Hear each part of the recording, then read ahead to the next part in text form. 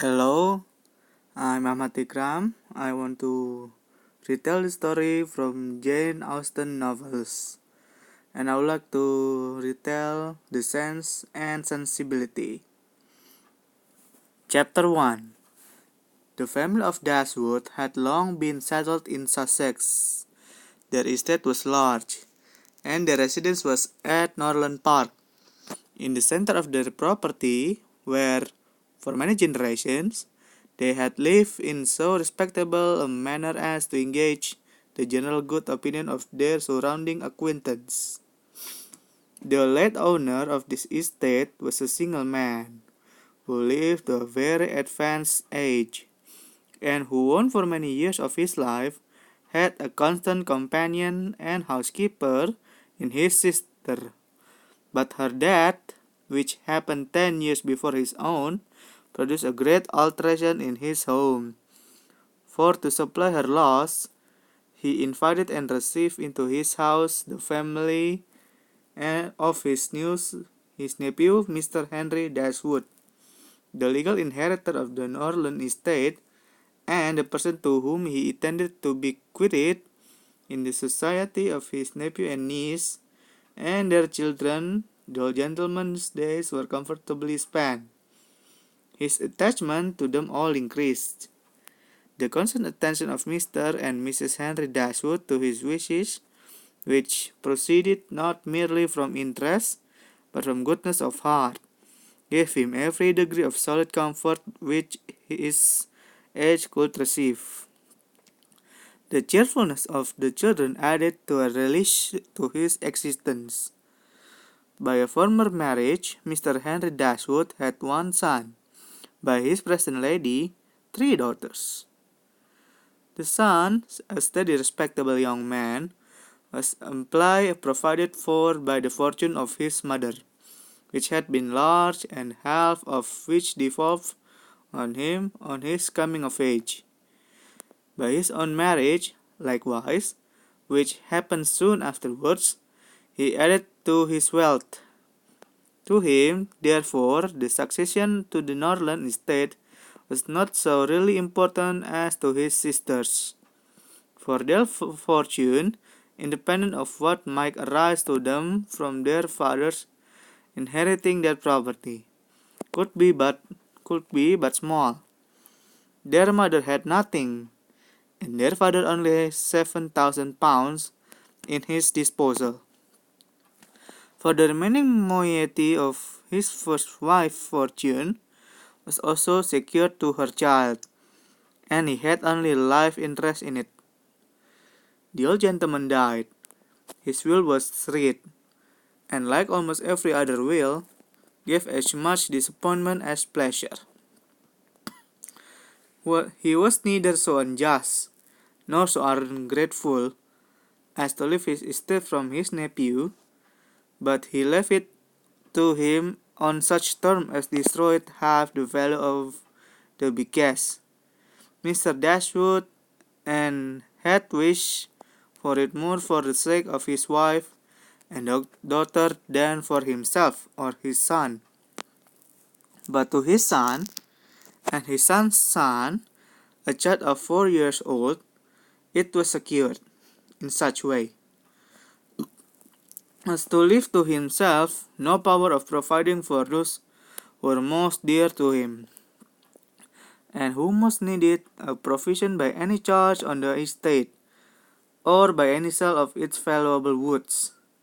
The whole was tied up for the benefit of this child, who, in occasional visits with his father and mother at Norland, had so far gained of the affection of his uncle, by such attraction as are by no means unusual in children of 2 or 3 years old, an imperfect articulation, an earnest desire of having his own way, many cunning tricks, and a great deal of noise, as to outweigh all the value of the attention which, for years, he had received from his niece and her daughters. He meant not to be unkind, however, and, as a mark of his affection for the 3 girls, he left them 1,000 pounds apiece. Mr. Dashwood's disappointment was at first severe, but his temper was cheerful and sanguine. He might reasonably hope to live many years, and by living economically, lay by a considerable sum for the produce of an estate already large and capable of the immediate improvement. But the fortune, which had been so tardy in coming, was his only 1/12 month.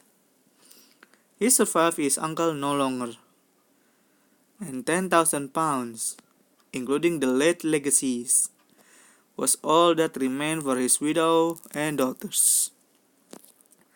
His son was sent for as soon as his danger was known, and to him Mr. Dashwood recommended, with all the strength and urgency which illness could command, the interest of his mother-in-law and sisters. Mr. John Dashwood had not the strong feelings of the rest of the family, but he was affected by a recommendation of such a nature at such time. He promised to do everything in his power to make them comfortable. His father was rendered easy by such assurance, and Mr. John Dashwood had the leisure to consider how much there might prudently be in his power to do for him. He was not an ill-disposed young man, unless to be rather cold-hearted and rather selfish is to be ill-disposed, but he was, in general, well respected, for he conducted himself with propriety in the discharge of his ordinary duties. He had married a more amiable woman. He might have been made still more respectable than he was. He might himself have been made amiable himself, for he was very young and when he married, and very fond of his wife. But Mrs. John Dashwood has a strong caricature of himself, more narrow-minded and selfish.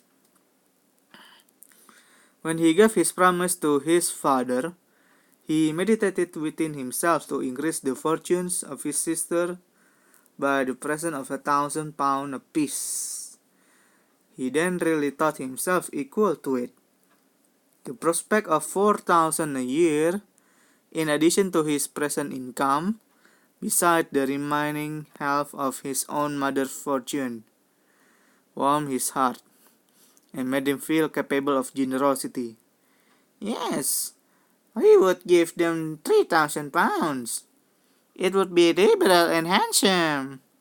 It would be enough to make them completely easy. £3,000. He could spare so considerable a sum with a little inconvenience. He thought of it all day long, and for many days successively, and he did not repent. No sooner was his father's funeral over than Mrs. John Dashwood, without sending any notice of her intention to her mother-in-law, arrived with her child and their attendants. No one could dispute her right to come. The house was her husband's from the moment of his father's decease, but indelicacy of her conduct was so much the greater, and to a woman in Mrs. Dashwood's situation, with only common feelings, must have been highly unpleasing.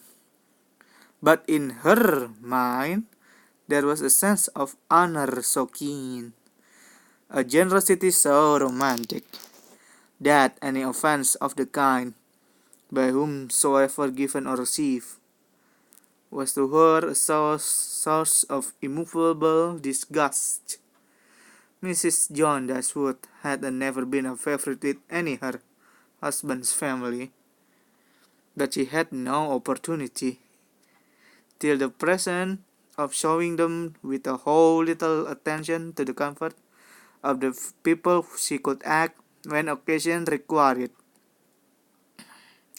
So acutely did Mrs. Dashwood feel this ungracious behavior, and so earnestly did she despise her daughter-in-law for it, that, on the arrival of the latter, she would give quitted the house forever, had not the entreaty of her eldest girl induced her first to reflect the propriety of going, and her own tender love for all her three children determined her afterwards to stay, and for their sakes avoid a breach with their brother, Eleanor. This eldest daughter, whose advice was so effectual, possessed a strength of understanding and coolness of judgment, which qualified her, though only 19, to be consort of her mother, and enabled her frequently to counteract, to the advantage of them all, that eagerness of mind in Mrs. Dashwood, which much generally have led to imprudence. She had an excellent heart, her disposition was affectionate, and her feelings were strong, but she never how to govern them. It was a knowledge which her mother had yet to learn, and which one of her sisters had resolved never be taught. Marian's ability were, in many respects, quite equal to Eleanor's. She was sensible and clever, but eager in everything. Her sorrows, her joys, could have no moderation. She was generous, amiable, interesting. She was everything but prudent. The resemblance between her and her mother was strikingly great. Eleanor saw, with concern, the excess of her sister's sensibility, but by Mrs. Dashwood it was valued and cherished. They encouraged in each other now, in the violence of their affliction. The agony of grief which overpowered them at first was voluntarily renewed, was sought for, was created again and again. They gave themselves up wholly to their sorrow, seeking increase of wretchedness in every reflection that could afford it, and resolved against her admitting consolation in future. Eleanor, too, was deeply afflicted, but still she could struggle. She could exert herself.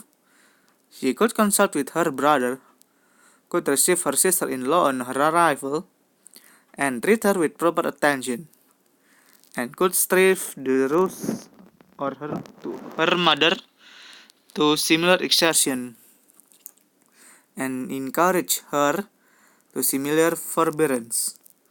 Margaret, the other sister, was a good-humored, well-disposed girl, but as she had already imbibed a good deal of Marian's romance, without having much of her sense, she did not, at 13, bid fair to equal her sister at a more advanced period of life. That's it. Thank you.